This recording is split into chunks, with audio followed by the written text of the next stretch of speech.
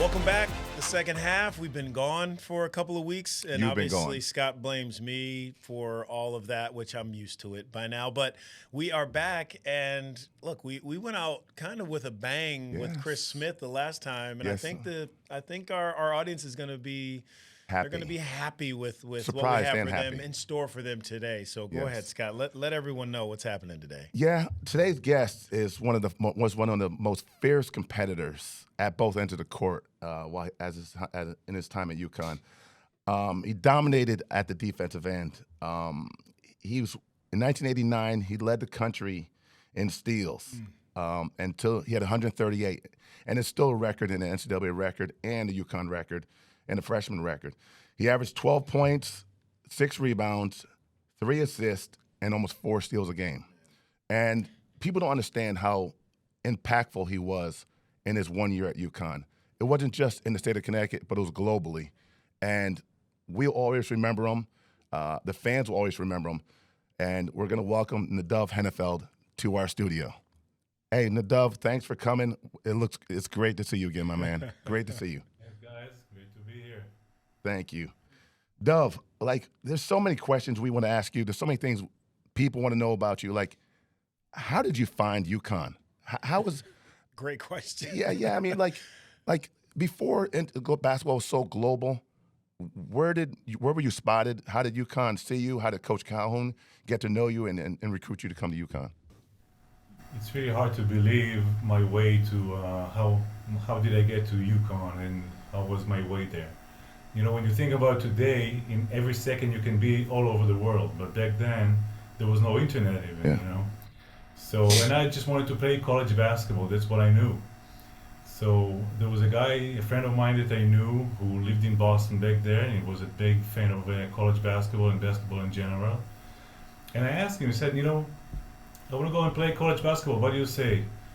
So he said, just let's do, elimination. Let's just go think logically. Let's go to a good league, a good conference, but let's not go to the best team in the conference because you might not get too many minutes. You don't know how it's going to be.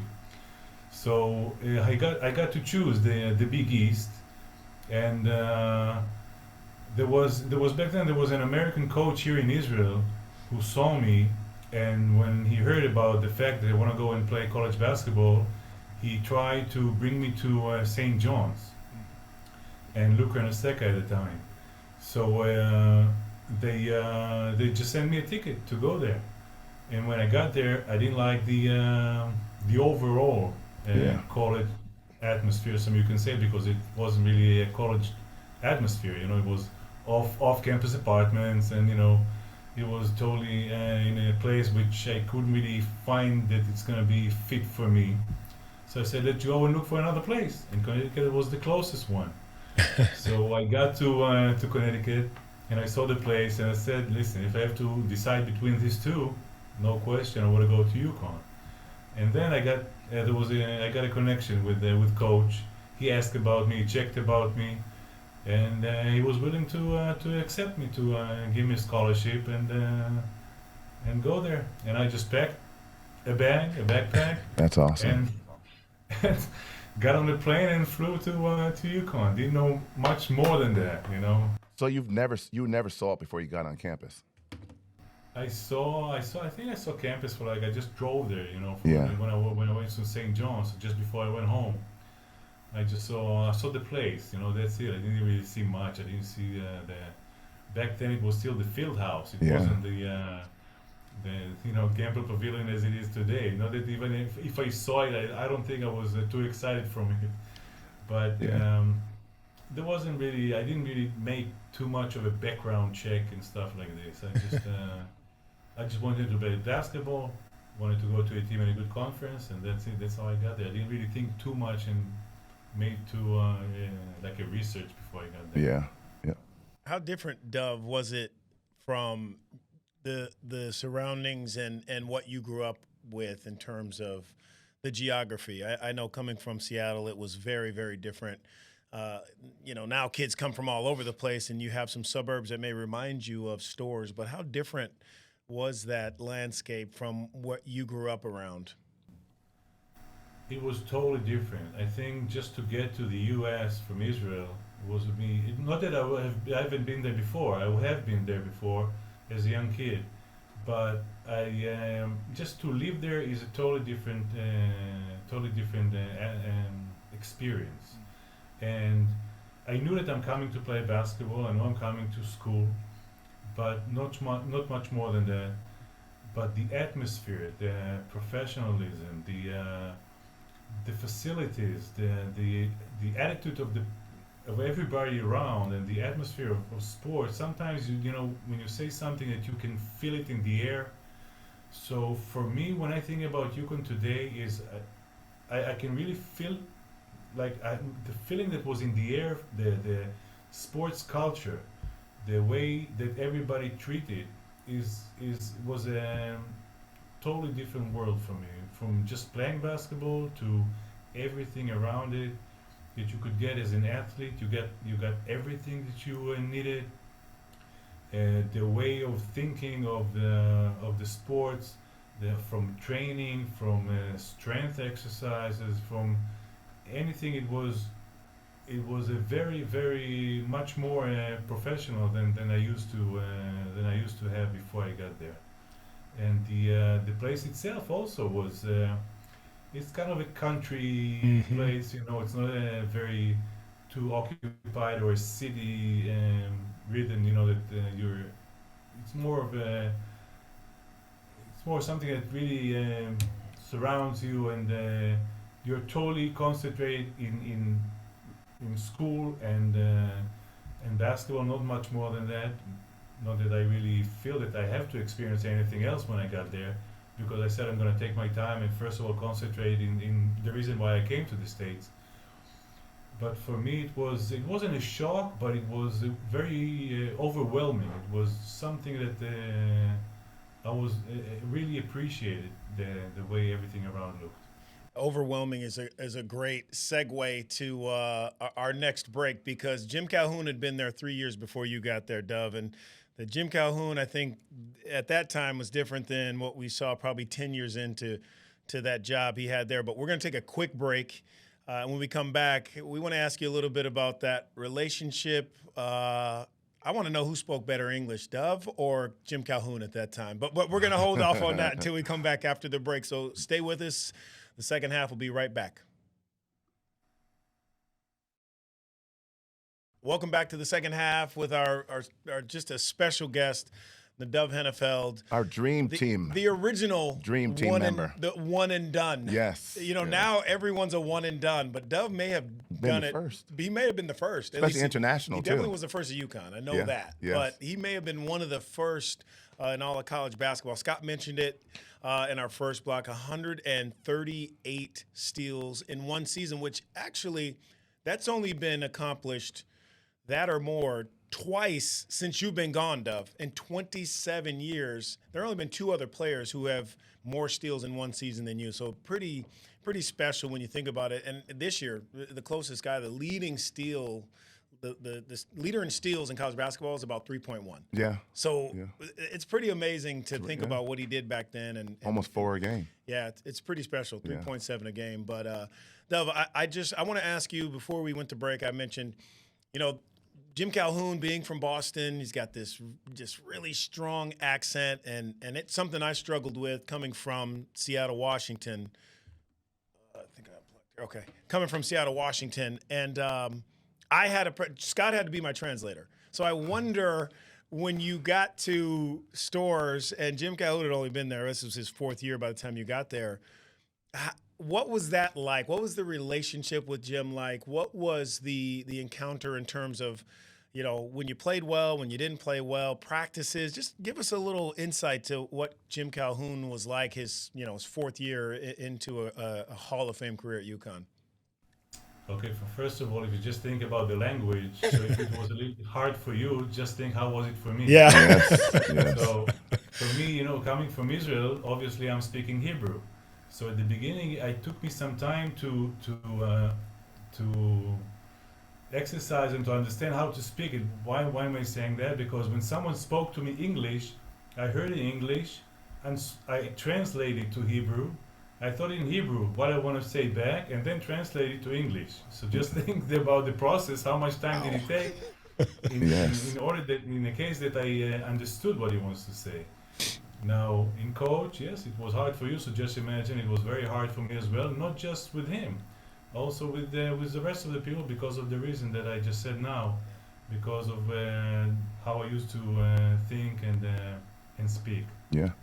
But it takes Nadav. time. There's no other way but speaking it and exercising it and making mistakes, and there's no other way. So it took some time, but I got into it, and this is the one about the language that you just said. And I think that the fact that I got there and had no clue where am I going to, and I think the coach knew it.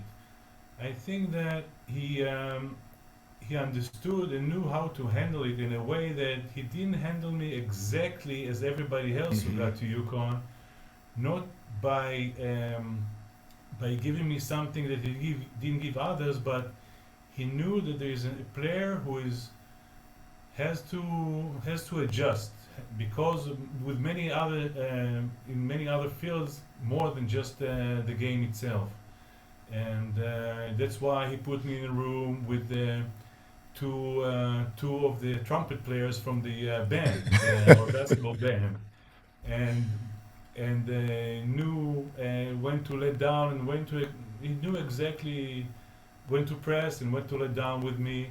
But I can just give you, when I just mentioned my roommates, on my first practice of the year, it was 6:30 in the morning, and I had to get up for practice. So I put an alarm clock next side to my bed, and one of my roommates wanted to help me that I wouldn't just turn off the clock and go back to sleep. So he picked up the alarm clock and put it on the table. Nice. But when he picked it up, by accident, he just turned off the alarm. Oh. So I didn't get up for first practice. Oh. See, I never knew that, Around Nadav.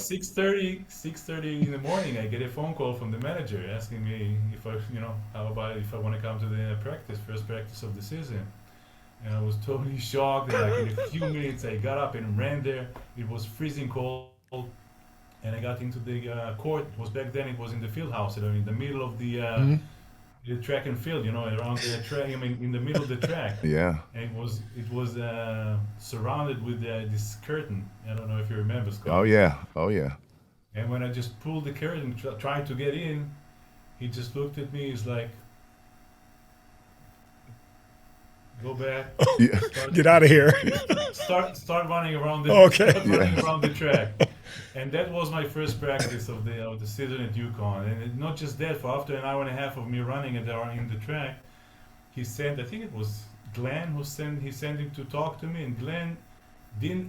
He just kept on running next to me, asking me what happened and all of that. So I can't say that I got special treatment, but he knew how to handle my situation. It was a little bit different. That's good, yeah.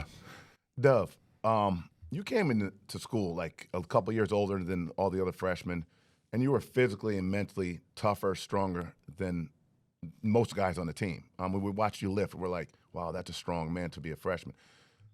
What prepared you? Did any military time help you mentally prepare you for life and for basketball? I'll tell you, first of all, the reason why I got to the States when I'm 21 was my service in the Israeli army. It was mandatory back then. Listen, we're talking about, it's not nice to say, but it's about 35 years ago. Yeah. So back then, not just, many other things were different.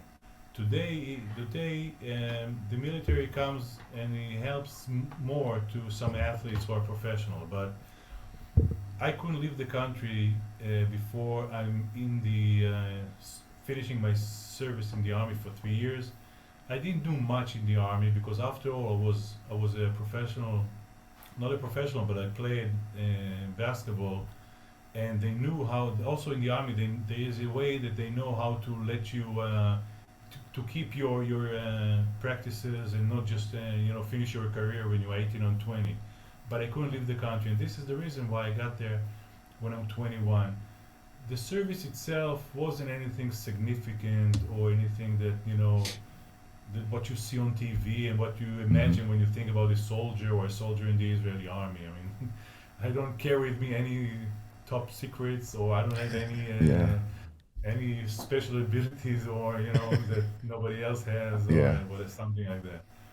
But being in Israel and get there a little bit older, when you're 18 or 21, at this age, I think it's a difference. It's still a difference. Yep. So maybe this was one of the reasons. Okay. Hey, Dov, we're gonna take another quick break, but UConn men are having a phenomenal season this year. When we come back, Scott and I want to ask you a little bit. I want to know, because both of you were on that dream season team of 31-6. So when we come back from the break, I want to talk a little bit about the current state of basketball in Connecticut, how much you follow, and then get a little bit of what you experienced in that successful season, really the first 30-win season UConn had ever seen. So we'll be back in a couple of minutes. Stay with us, the second half. Scott and Donny. Hey, we're back with the second half with Nadav Henefeld, and I'm Scott Burrell, and Donny Marshall's here, and we have a guest that it's really special to have on, and It's an honor. it's an honor. It really is an honor, and he's a great friend of the program and mine and Donny's, and we're happy to have him. Thanks, Nadav. So, Dov, I want to ask you about. First of all, I say this a lot, and I really do mean it. Like, I stand on your shoulders, on Scott's shoulders, guys who have done great things before me, and I feel like when I went to UConn, I had to represent something that you guys had built.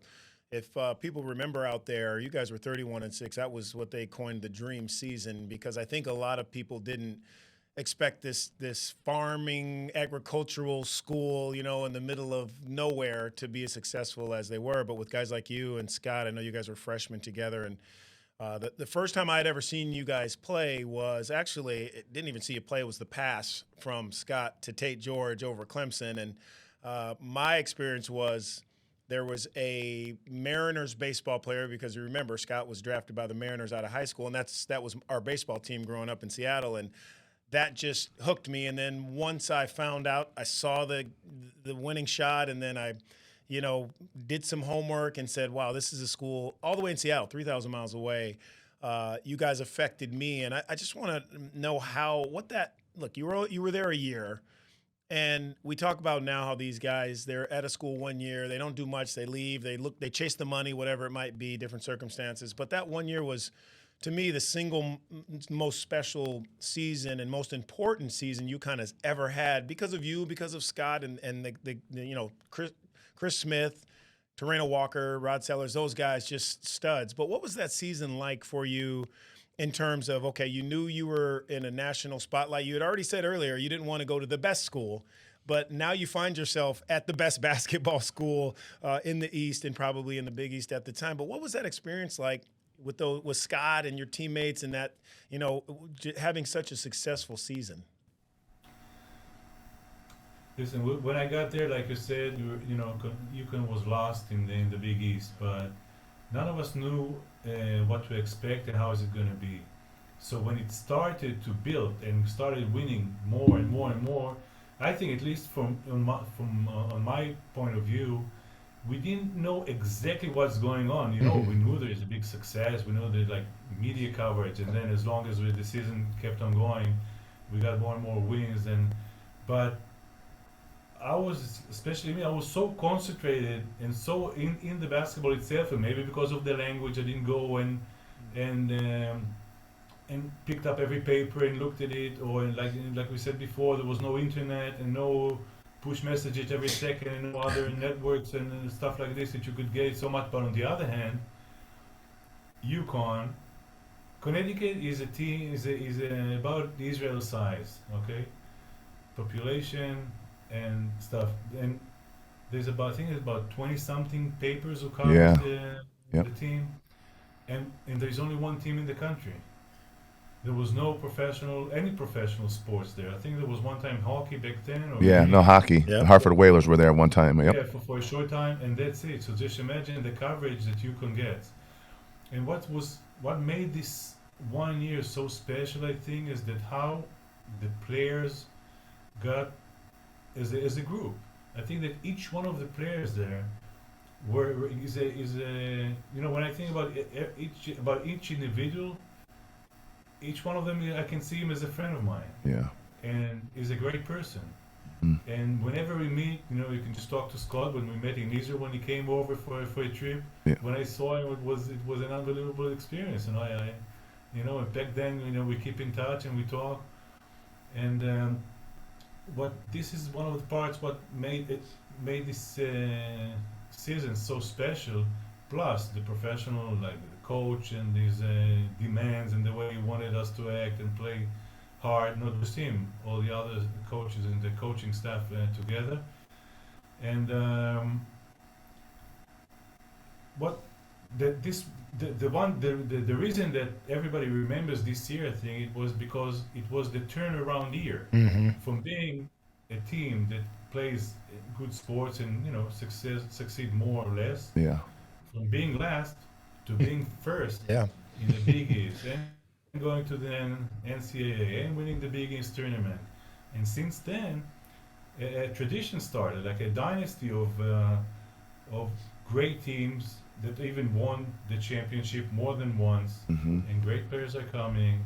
And since then, everything looks different. Yeah. And our team made this change from being a good team to being an excellent team, and now the program is doing so well for many, many years. And it is amazing how much it's changed over the years. But it is amazing. Like, Donny doesn't know this part. Like, I didn't see you for 30 years, and I'm in New York City one time. I'm walking into Macy's, and I forgot who I was with. I was with a friend of mine, and I run into Nadav. After 15 years of never seeing him in Macy's in New York City. And like Nadav just mentioned, I was fortunate enough about 4 or 5 years ago to go to Israel, to visit Israel with Ray and a couple other people. And we had dinner with Nadav and his wife, and we had an unbelievable time, and it was such great emotions, and Daron was there. So it was a great time to go to Israel, see where he came from, and experience the Israeli culture, and get to learn a lot more about Israel. Now, was Dove like, Scott, yes? Or was he like, oh, man, I was trying to avoid him? He was in New between York. that. He was in between that one. He was like, hey, Scotty. I should have how are called you. Yeah, but, I got busy. No, we both had a big smile on our faces. It's great to see Nadav all the time. So maybe you know, one of the reunions, maybe we can make a reunion back in Israel one day. You know? Yes. that is true. There was the 30 year for Gamble at the you know, Yeah. campus. So maybe we can do one in Israel. You know, Yeah. We need to get you back on. We need to get you back on campus. You have not been on campus in how long? Yeah, I haven't been there, I think, for about 15 years or so. I heard school looks totally different. Yeah. It's beautiful. Everything changed there. Yeah. Yeah, I wouldn't, and, you know, I wouldn't recognize any there. I really want to come, bring my family over. Yes. You know, we talk about it so much. Yes. And I tell them stories about Connecticut, and they said that for all of them, they want to take them and bring them maybe during the season to one of the games. Yeah. And make a trip, you know, New York and Connecticut. So maybe we can meet there one day. I mean, they have your picture on the wall, and it would be great for your kids and your wife to see your picture on the wall, and just explain to them how you built this place and how much work you put into it to make it special and make it what it is today.